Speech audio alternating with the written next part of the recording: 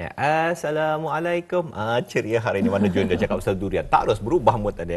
Dan terus saya bersama dengan rakan kita daripada daerah Tutong, Masdi Dr. Haji Sabini. Assalamualaikum, apa khabarnya Masdi?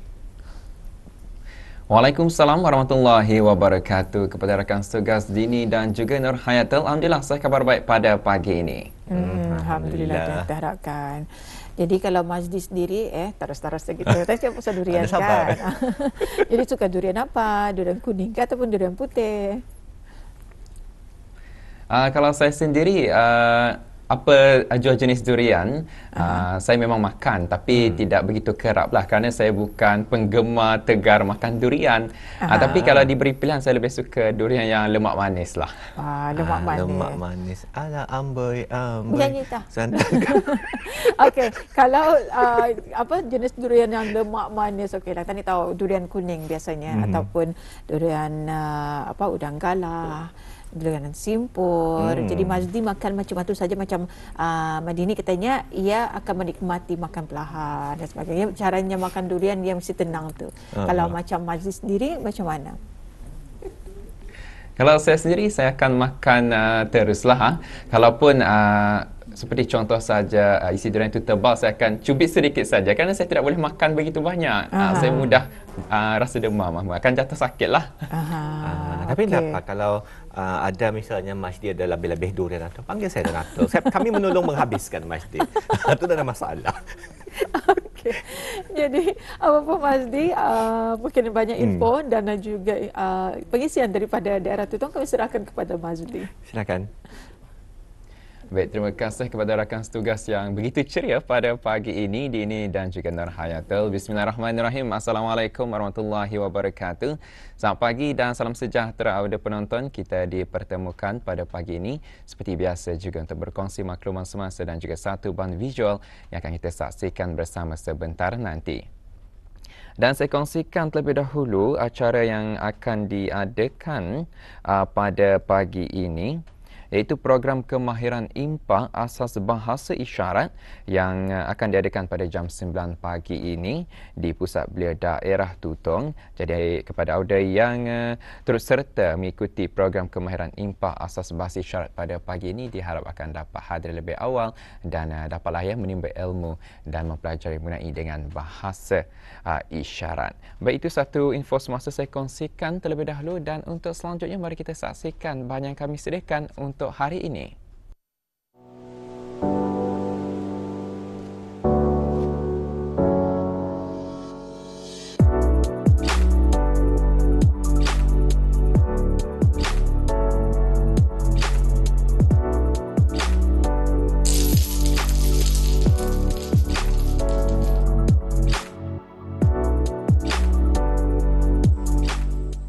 Bismillahirrahmanirrahim. Assalamualaikum warahmatullahi wabarakatuh. Auda penonton, tahukah Auda mengenai dengan biji tindas? Kalau dilihat biji tindas ini ia mempunyai bentuk yang agak bujur dan keras dan sesuai digunakan untuk membuat produk kraft tangan seperti rantai, gelang dan sebagainya. Namun menerusi pertemuan kita pada kali ini akan saya sentuh lebih detail atau lebih mendalam lagi mengenai dengan biji tindas ataupun juga dikenali sebagai anggalai, dan untuk itu teruskan kesetiaan Auda bersama saya. Tumbuhan buah tindas yang berasal dari Asia Tenggara merupakan tumbuhan liar yang tumbuh di tanah lembap dan berupa sejenis biji-bijian tropika dari suku padi-padian yang mempunyai pseudocarps berkulit keras dan mampu tumbuh meninggi sehingga mencecah 60 cm.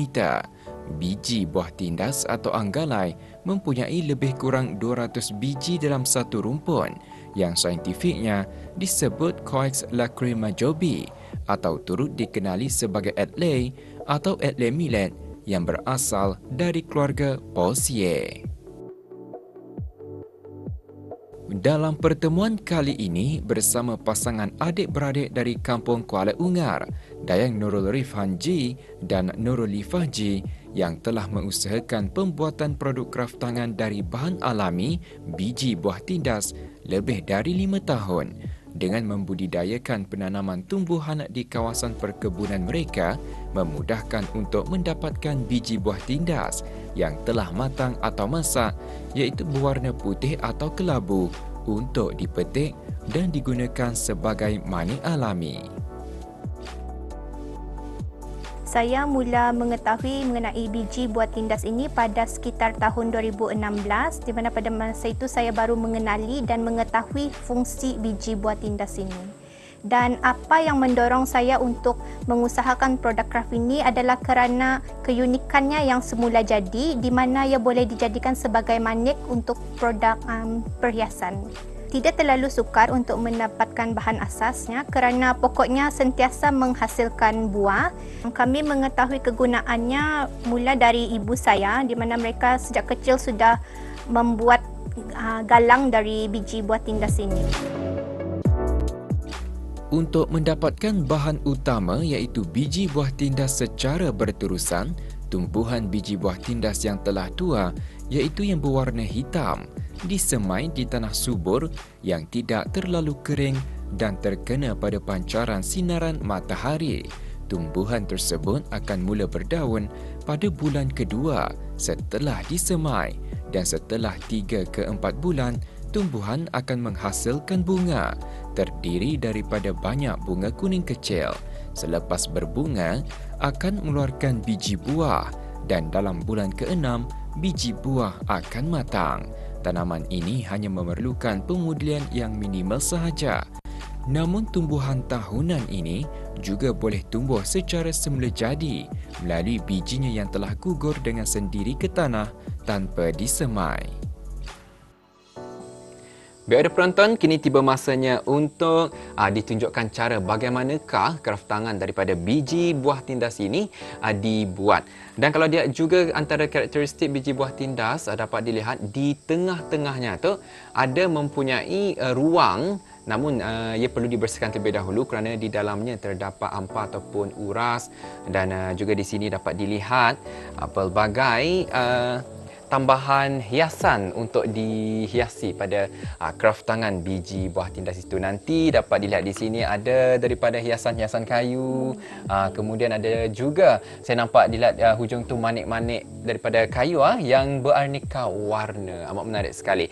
Tapi sebelum itu mungkin Dayang Rifan boleh kongsikan apa sahaja peralatan-peralatan yang perlu digunakan untuk membuat kraftangan daripada biji buah tindas ini. Okey, peralatannya ada dawai untuk membersihkan bijinya, gunting dan juga getah untuk membuat galang ataupun rantai. Baik, mula-mula macam mana ni akan dibuat? Okey, mula-mula yang ini kita perlu bersihkan dulu menggunakan dawai, membuang dia punya ampak.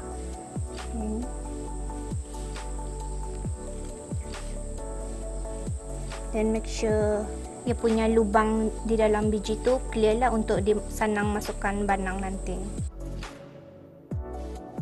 Setelah dibersihkan ruang tengah dalam biji buah tersebut dengan dawai, biji tersebut dimasukkan pada tali getah dengan perlahan, dan seterusnya disusun biji-biji buah tindas yang dipetik dan telah dijemur sehingga bertukar warna pearl keputihan tersebut dengan diselangi dengan perhiasan tambahan mengikut kreativiti seseorang.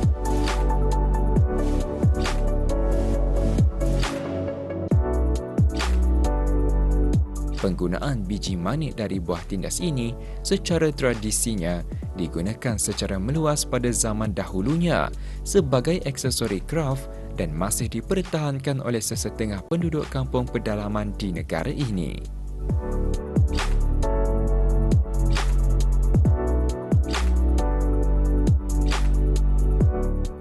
Pada masa ini kami ada menghasilkan dua jenis, iaitu galang dan juga rantai. Yang galang kami ada membuat untuk kanak-kanak dan juga dewasa untuk perempuan dan juga lelaki.